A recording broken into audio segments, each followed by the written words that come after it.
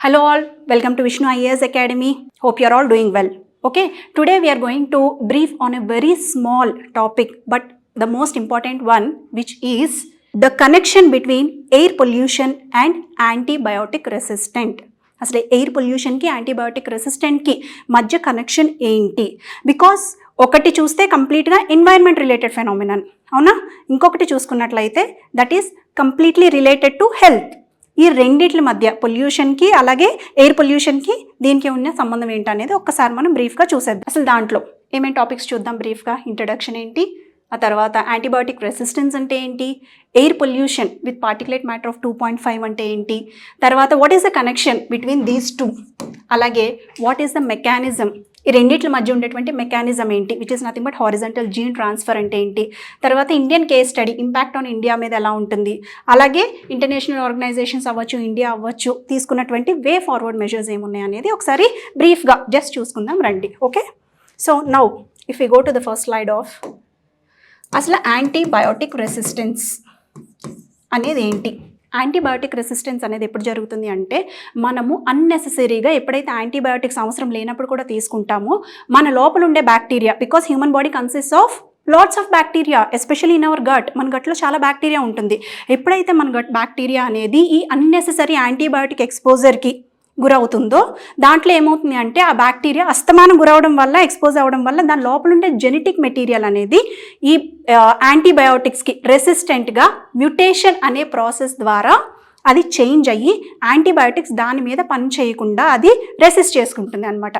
అలా ఎప్పుడైతే రెసిస్ట్ చేసుకుంటుందో నిజంగానే ఇన్ఫెక్ట్ అయిన పర్సన్స్కి మనం ఎప్పుడైతే యాంటీబయోటిక్స్ పాస్ చేస్తామో ఆ బ్యాక్టీరియా అనేది యాంటీబయోటిక్కి రెస్పాండ్ అవ్వదు and it doesn't get killed by that antibiotic. So దానివల్ల ఆ ఇన్ఫెక్షన్ అనేది చాలా ప్రొలాంగ్డ్గా పర్సిస్ట్ అవ్వడం జరుగుతుంది, లేదంటే కనుక ఆ ఇన్ఫెక్షన్ అనేది అసలు తగ్గకపోవచ్చు, leading to premature deaths.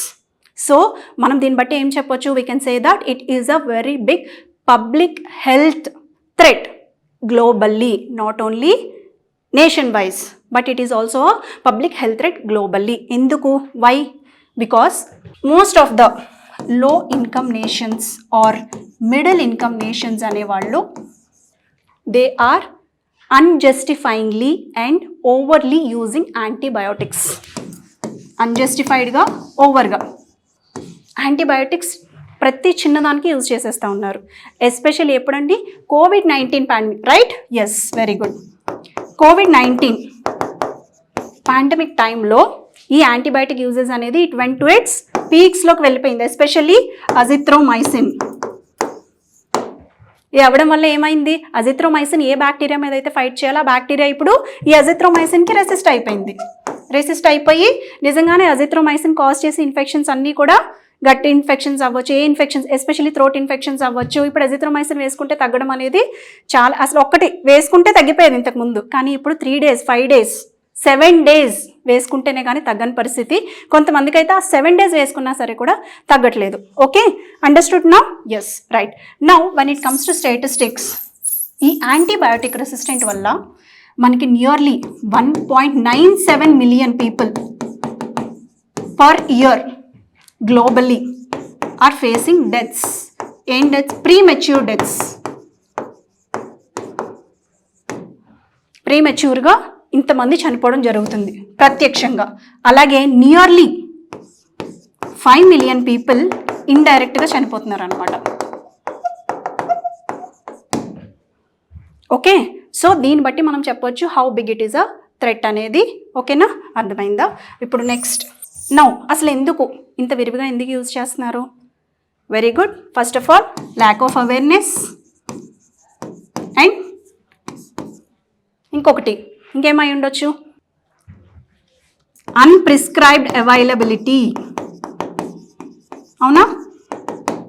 Especially మన ఇండియన్ కంట్రీస్, సౌత్ ఏషియన్ కంట్రీస్లోను, ఆఫ్రికన్ కంట్రీస్లోను మనకి ప్రిస్క్రిప్షన్ లేకుండానే యాంటీబయాటిక్స్ అవైలబిలిటీ ఉండడం వల్ల చాలా ఎక్కువగా యూజ్ చేసేయడం జరుగుతుంది. Okay, so these are some of the, and especially these antibiotics అనేవి హ్యూమన్స్ యూజ్ చేస్తున్నారా? నో, హ్యూమన్స్ యూజ్ చేస్తాం, ప్లాంట్స్కి యూజ్ అవుతుంది, అలాగే యానిమల్స్ మొత్తం అన్నిటిలో కూడా మనకి antibiotics, especially life stock సెక్టర్లోను.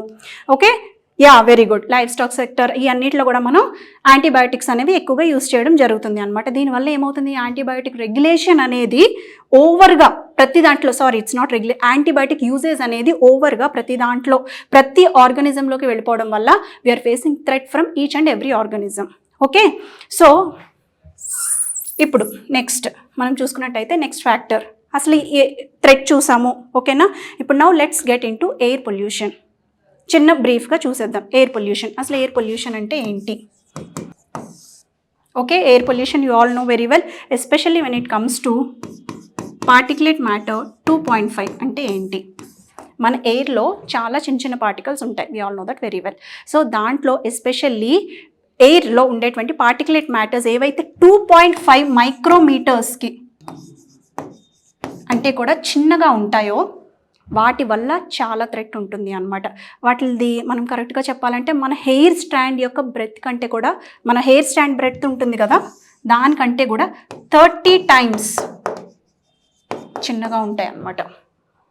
So అంత చిన్న పార్టికల్స్ ఎయిర్లో సస్పెండ్ అయి ఉండడం వల్ల ఏం జరుగుతుంది అంటే, అది మనం ఆ పార్టికల్స్ని ఇన్హేల్ చేయడం ద్వారా అవి ఏం చేస్తాయి, మన లంగ్స్లోకి, మన బ్లడ్ స్ట్రీమ్లోకి ఓకే వెళ్ళి they will block or interrupt the normal functioning of our body, causing interruptions and diseases in the form of lung disturbances, respiratory problems, alage heart strokes, okay, asthma లాంటి diseases etcetera. ఇలాంటి diseases అన్నీ కూడా cause చేయడం జరుగుతుంది అనమాట అవి. So ఈ particles అనేవి, so those are very very dangerous which we cannot see through the naked eye. అసలు సోర్సెస్ ఏంటి? ఈ పార్టికల్ సోర్సెస్ చూసుకున్నట్లయితే మనకి వెహికల్ ఎమిషన్స్, వెహికల్స్ నుంచి వచ్చే ఎమిషన్స్, అలాగే ఫ్యాక్టరీ నుంచి వచ్చే emissions, especially manufacturing sector factories ఉంటాయి కదా, అక్కడ నుంచి వచ్చే ఎమిషన్స్ మనకి వెరీ వెరీ డేంజరస్. అలాగే నెక్స్ట్ స్టబుల్ బర్నింగ్ కదా, stubble burning, farmers stubble burning చేస్తారంటే how to say stubble burning అంటే క్రాప్ రెసిడ్యూస్ని కాల్చేయడం, ఎస్పెషల్లీ ఇన్ నార్త్ ఇండియన్ స్టేట్స్లో. అలాగే తర్వాత స్టబుల్ బర్నింగ్ ఒకటి, తర్వాత వైల్డ్ ఫైర్స్, ఫారెస్ట్ ఫైర్స్ జరుగుతూ ఉంటాయి కదా అవి. And next domestic fires, domestic cooking fires, మనం యూజింగ్ వుడ్ తోటి డొమెస్టిక్లో కూడా మనకి ఇంట్లో పొయ్యలు పెట్టుకుని వంట చేస్తూ ఉంటారు కదా, మొదలగు సోర్సెస్ నుంచి మనకి ఈ పార్టిక్యులేట్ మ్యాటర్ 2.5 అనేది రిలీజ్ అవుతూ ఉంటుంది అనమాట. So now there is a connection between this particulate matter 2.5 and antibiotic resistance. Okay, these are the sources. ఇప్పుడు మనం ఇండియాని చూసుకున్నట్లయితే ఇంకేం చెప్తా అంటే, ఇండియా అనేది it is one of the countries which is worstly affected by air pollution. ఎంత ఎలా ఉందంటే మనకి గ్లోబల్ ఇండెక్స్లో చూసుకున్నట్లయితే India ranks 3rd in terms of air pollution. ఎయిర్ పొల్యూషన్లో 3rd ర్యాంక్లో ఉన్నాం మనం, అంటే అంత హయ్యెస్ట్ డిగ్రీలో సఫర్ అవుతున్నాం. Especially north Indian countries, because అక్కడ ఏంటంటే చాలా చలి ఎక్కువ ఉంటుంది కాబట్టి పార్టిక్యులేట్ మ్యాటర్ డిస్పోజ్ అయిన పార్టిక్యులేట్ మ్యాటర్ అనేది డిస్పోజ్ అయ్యే, అక్యూములేట్ అయిన పార్టిక్యులేట్ మ్యాటర్ డిస్పోజ్ అయ్యే ఛాన్సెస్ చాలా తక్కువ ఉండడం వల్ల మనకి నార్త్ ఇండియాలో చాలా మనకి కనిపిస్తుంది అనమాట. ఇది ఈ air pollution, this 2.5 mm air pollution అనేది అక్కడికి ఎక్కువ కనిపిస్తుంది అనమాట. Let see the cities which are mostly affected by this particulate matter. చూసుకున్నట్లయితే ఢిల్లీ, సింగ్రౌలి, భివానీ, రోహ్టక్ ఇన్ హర్యానా, ఓకే, జింద్, గాజియాబాద్, బహదూర్గఢ్, నోయిడా, కాయితల్, హజీపూర్, చర్కీదరి. మనం ఇవన్నీ చూసుకున్నట్లయితే most of them are north Indian states. Especially Delhi అయితే ఇట్ ఈస్ ద ఫస్ట్ అండి మనకి పార్టిక్యులేట్ ఎయిర్ పొల్యూషన్లో. అక్కడ తర్వాత నెక్స్ట్ మధ్యప్రదేశ్, సెంట్రల్ ఇండియా వరకు కూడా మనకి 2.5 పార్టిక్యులేట్ మ్యాటర్ ఉన్న ఎయిర్ పొల్యూషన్ అనేది మ్యాక్సిమం లెవెల్స్లో ఉంటుంది అని మనకి దీని ద్వారా అర్థమైందనమాట. అలాగే India ranks 3rd in place of this. అలాగే మనం చూసుకున్నట్లయితే గ్లోబల్గా ప్రతి 9 మందిలో ఒకళ్ళు సంవత్సరంలో they are dying of this air pollution. Especially lung cancers వచ్చి, తర్వాత థ్రోట్ క్యాన్సర్స్ దీనివల్ల వస్తాయి, హార్ట్ స్ట్రోక్స్, డయాబెటిక్ సిచ్యువేషన్స్ చాలా వర్సన్ అయిపోతాయి. ఎందుకంటే we always keep on inhaling this particles which are not at all good for our health. అలాగే ఇంకా చాలా థ్రెటనింగ్ సిచ్యువేషన్ ఏంటి అంటే 93% of the children below 15 years, especially India as well as వరల్డ్లో కూడా, they are being continuously exposed to this dangerous 2.5 particle matter of the air. దానివల్ల ఏమవుతుంది, వాళ్ళకి చిన్నప్పటి నుంచే హెల్త్ అనేది చాలా డిస్టర్బ్ అవుతుంది. ఎస్పెషల్లీ వాళ్ళ కాగ్నిటివ్ ఎబిలిటీస్ దెబ్బతినడం వల్ల future generation future economic country మీద హెల్త్ బర్డెన్ ఎక్కువ అవుతుంది, ఎకనామిక్ బర్డెన్ కూడా చాలా ఎక్కువ అవుతుంది అనమాట. బికాజ్ వాళ్ళ health it is at the cost of their lifes అని చెప్పొచ్చు. సో అంత డేంజరస్ అనమాట ఈ 2.5 పార్టికల్ అనేది. Air pollution especially this 2.5. ఇప్పుడు మనం చూసుకున్నట్లయితే అసలు లింక్ ఏంటి రెండింటికి, యాంటీబయాటిక్ రెసిస్టెన్స్కి 2.5 పార్టికల్ ఎయిర్ పొల్యూషన్కి లింక్ ఏంటి అంటే, మనం రీసెంట్గా ల్యాన్సెట్ ప్లానిటరీ హెల్త్ సెంటర్ అనే ఒక ఇంటర్నేషనల్ ఆర్గనైజేషన్ దాని ఆర్టికల్ ఏం పబ్లిష్ చేస్తుంది అంటే, for every 10% increase in air pollution there is nearly 1% increase in antibiotic resistance bacteria అనే ఒక స్టేటిస్టికల్ డేటాని కనపడుతుంది అనమాట. By conducting 10 years of research on 116 కంట్రీస్లో రీసెర్చ్ చేసి ఇది తీసుకొచ్చిన అవుట్కమ్ ఏంటి అంటే, 10% ఇంక్రీజ్ ఇన్ ఎయిర్ పొల్యూషన్ ద్వారా మనకి 1% increase in antibiotic resistant bacteria అనేది జరుగుతుంది అని చెప్పి చూపిస్తుంది అనమాట. ఎలా, what is the mechanism between this అనేది మనం చూద్దాం రండి ఒకసారి. Okay, let's see the mechanism now. ఏ మెకానిజం, అసలు లింకేజ్ ఏంటి రెండిట్లకి అని చూసుకున్నట్లయితే కనుక, the name of the linkage is horizontal gene transfer అంటారు దీన్ని. హారిజెంటల్గా జీన్స్ అనేవి ట్రాన్స్ఫర్ అవ్వడం ద్వారా ఎక్కడి నుంచి ఎక్కడికి అనేది మనం జస్ట్ చాలా బ్రీఫ్గా చూసేద్దాం రండి. ఇప్పుడు మనకి పార్టికులేట్ మ్యాటర్ ఉందా 2.5, చాలా చిన్నవి మైక్రో పార్టికల్స్. అలాగే మనకి ఎన్వైర్న్మెంట్లో చాలా వరకు ఈ బ్యాక్టీరియాకి సంబంధించిన జీన్స్ అవ్వచ్చు. అలాగే ఈ bacteria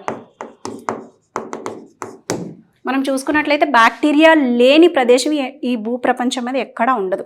bacteria they will sustain in almost all kinds of environments in this earth. And especially ఈ టైంలో మన ఆంథ్రోపోజెనిక్ యాక్టివిటీస్ ద్వారా ఈ బ్యాక్టీరియా అనేది వాటి పాపులేషన్ ఇంకా పెరిగిపోయింది. ఎందుకంటే what are the factors? Yes, some of the factors are especially unhygienic conditions,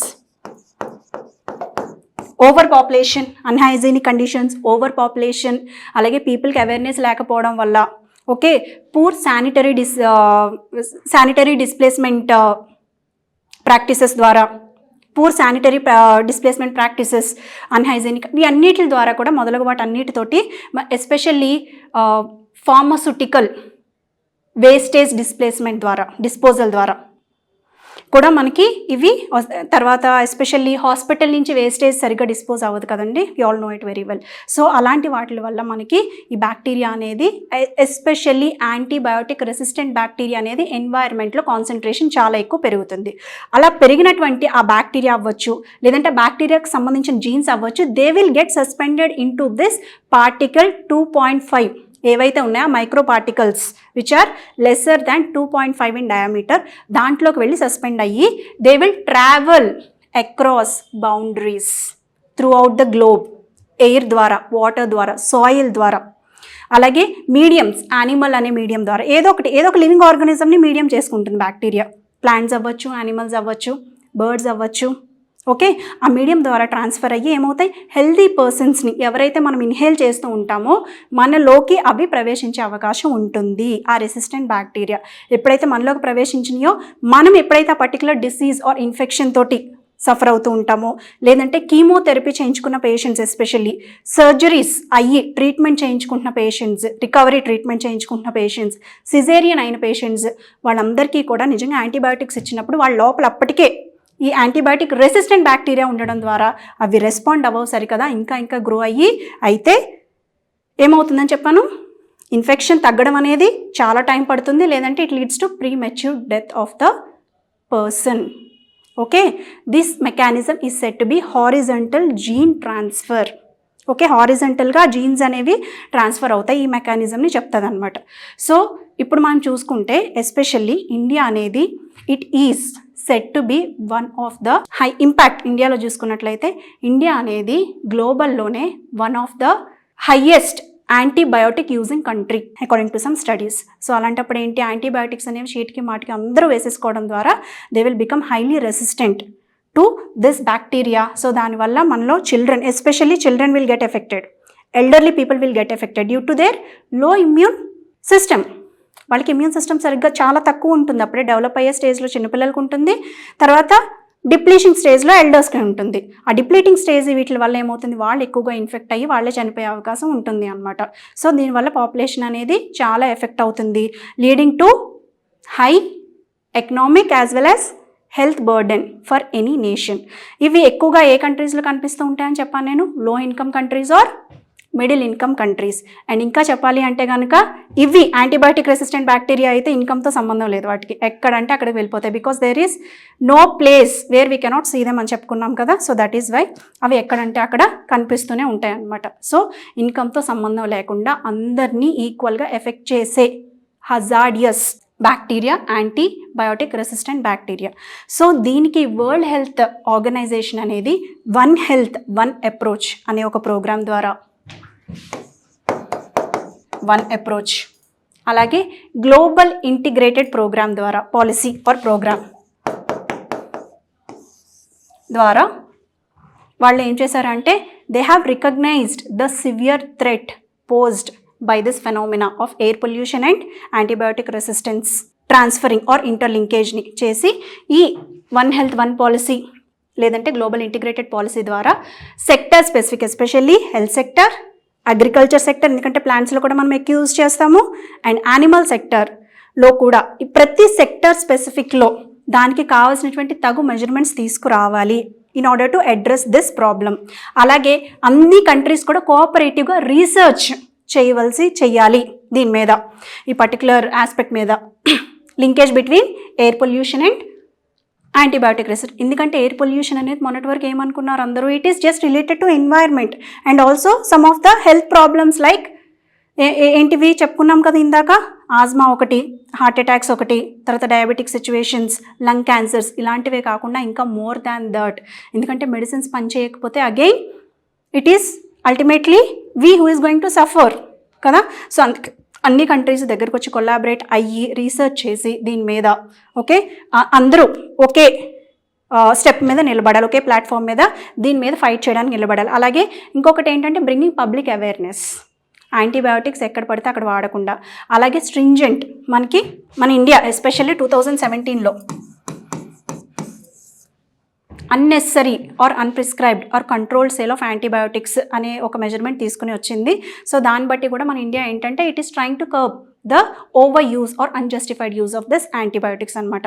so ఇలాంటి ప్రోగ్రామ్స్ అన్నీ చేసి వరల్డ్ హెల్త్ ఆర్గనైజేషన్ అలాగే దాని అండర్లో ఉన్న ప్రతి కంట్రీ కూడా రీసెర్చ్ చేయడం, అలాగే పబ్లిక్ అవేర్నెస్ని క్రియేట్ చేసి మనకి ఈ యాంటీబయాటిక్ రెసిస్టెంట్ బ్యాక్టీరియాకి అలాగే ఎయిర్ పొల్యూషన్కి మధ్య ఉన్నటువంటి లింకేజ్ని బ్రేక్ చేసి సో తద్వారా పబ్లిక్ హెల్త్ని ఎన్హాన్స్ చేసి ఓకే తర్వాత నెక్స్ట్ ఎకనామిక్ గ్రోత్ని డెవలప్ చేయడం, అలాగే ప్రతి కంట్రీ యొక్క పాపులేషన్ని ఎన్హాన్స్ చేసుకోవడం ఇన్ ఏ హెల్దీ మేనర్ కోసం అని చెప్పేసి every country should keep it a goal or a priority అని చెప్పి ఒక ప్లెడ్జ్ని తీసుకుని ముందుకు వెళ్తాయి అన్నమాట. Okay, so now let's wrap our session with this and I'm signing off. Bye.